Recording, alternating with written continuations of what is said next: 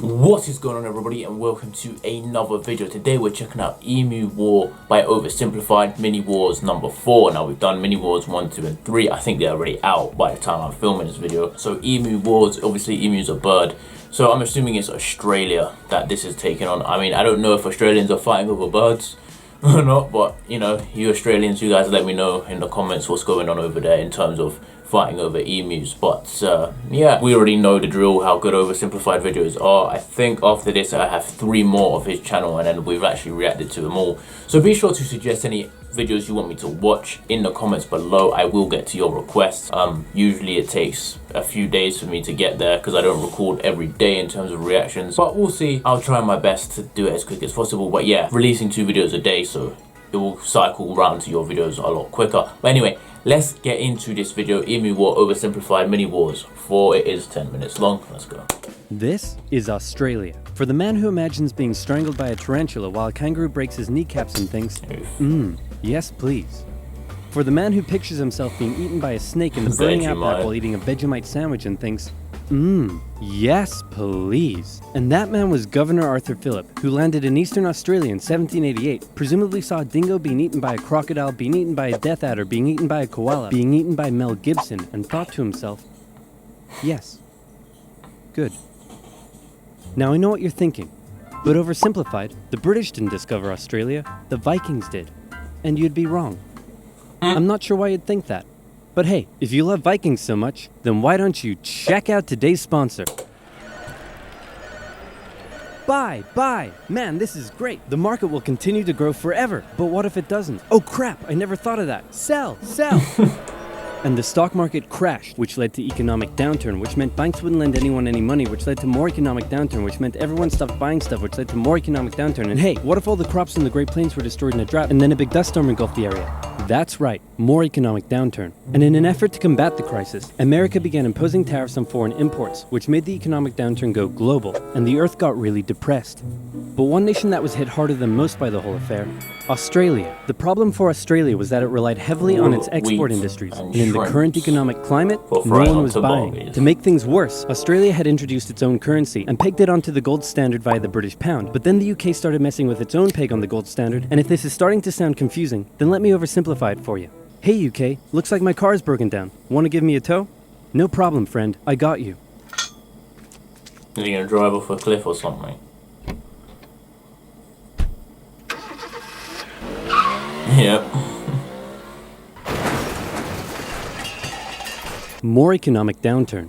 The point I'm trying to make is things weren't good, and in particular, it was Australia's farmers that were suffering most. After the First World War, Australia had given returning veterans land for farming, but with the current economic crisis, the farmers just weren't making enough money, and many left to go find work in the cities. But for those who remained, things were about to get even worse.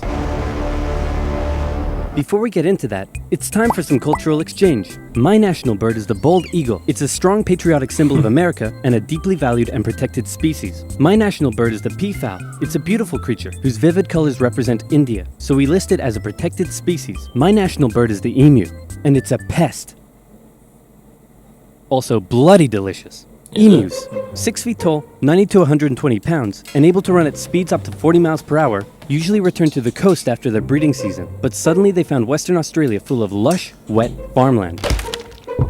Oh my, look at all this delicious wheat that just so happens to be growing here in large quantities. Hey guys, get a load of this. You know, look at all this delicious wheat that just so happens to be growing here in large quantities.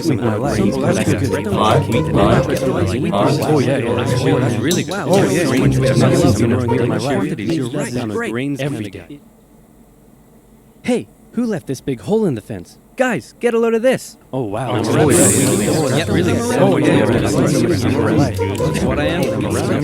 Great. What a lovely morning for some farming. What? Those damned emus, they have it in for me. They're bullies. They're nothing but bullies. Calm down, Bruce. They're just animals. It's not personal. Hey, Farmer Bruce, where did you find that hat? The toilet? What? Yes. 20,000 emus cost the already struggling farmers millions more pounds in lost crops and damages. The situation couldn't continue like this. Something had to be done. So in 1932, the farmers turned to the government for help.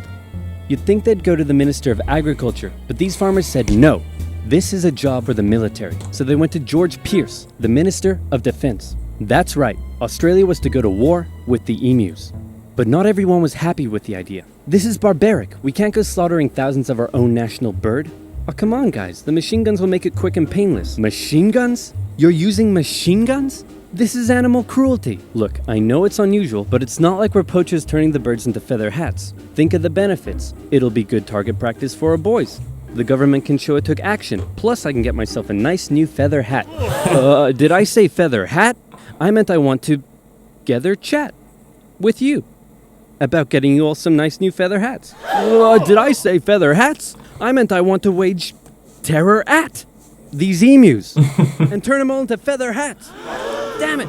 Of course, Pierce first made the farmers sign an agreement saying that they would pay for the whole thing and that Pierce wouldn't take any of the blame if the operation, that was clearly very stupid, turned out to indeed be stupid. And the operation went ahead. Major GPW Meredith and his men were sent with 2 Lewis machine guns to hunt down and take out the evil emu population in Western Australia. Target spotted. Well, was it an emu? No, sir, it's an emo. Damn it, Jones, learn your vowels. I'm sorry. Okay, it looks like the humans are coming for us. But check this out. I've come up with an amazing plan. See if you can follow me here, okay? When they approach, we run away. Sir, you're a genius. Pierce sent a camera crew along with the machine gunners to capture some good old propaganda for the government. And the first battle took place in November at Campion. The men spotted a mob of emus from a distance, so they set up their guns and opened fire. The emus split up into smaller groups and ran in every direction. The men were only able to kill what they called a number of birds, but the vast majority got away. Cut! Surprisingly, many of the emus were able to take multiple bullets, but still run at full speed to safety, causing Meredith to compare them to tanks, saying if we had a military division with the bullet-carrying capacity of these birds, it would face any army in the world. Okay, we need to get closer. No, you idiots, not to me, to the emus. Oh, sorry. No. I like it. So next, they tried sneaking up on a large number of emus near a local dam and firing at short range. Maybe the men were just unlucky, but my professional opinion says the emus were magic, because both guns jammed after just 12 emus were killed, and once again, the rest got away. Cut! The men were feeling a little humiliated after losing to a pack of discount ostriches, so they decided to move further south, where the emus were said to be tamer. And this time, they had a new strategy. Okay, Jones, here's the plan. You mount the machine gun in the back, I'll chase the emus, you shoot. Got it? Got it.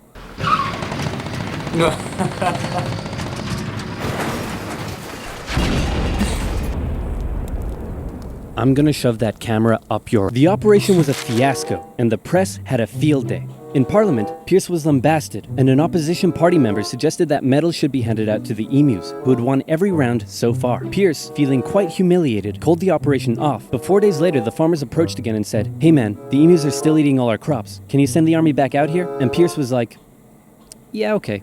So the operation was back on for round 2. And this time Meredith and his men had learned the emus' guerrilla tactics, and were much more successful, with reports suggesting the men were cutting down 300 emus every week. I hope you boys are getting great footage of this. What on earth are you filming? Despite the success, the media had lost interest in the whole thing. But with 1,000 emus killed, Pierce finally ended the operation and returned to Parliament declaring victory for the humans. So there were 20,000 emus out there destroying crops, and you've killed 1,000. Meaning there's still 19,000 emus out there. Yep. And in addition, you've burned through 10,000 rounds of ammunition. Meaning you wasted 10 rounds per confirmed kill. That's right. Yeah, I'm gonna go ahead and call this one for the emus. At least I got a feather hat. What? So in the end, the emus won the Great Emu War of 1932, and the emus continued to wreak havoc on the farmers for years to come. The government introduced a bounty system, which saw some success. But for a moment, let's take some time to remember the brave men who said goodbye to their families and risked their lives to take on the great, evil emu population in Western Australia. But even more importantly, let's think of the friends they made, the bond they created, and the memories they shared. Take me home to golden fields and sights of days gone by. What, dude? It's where the heart lies with stories on. Hey, Guys? I solved the emu crisis. Really? How? I just made some better fences.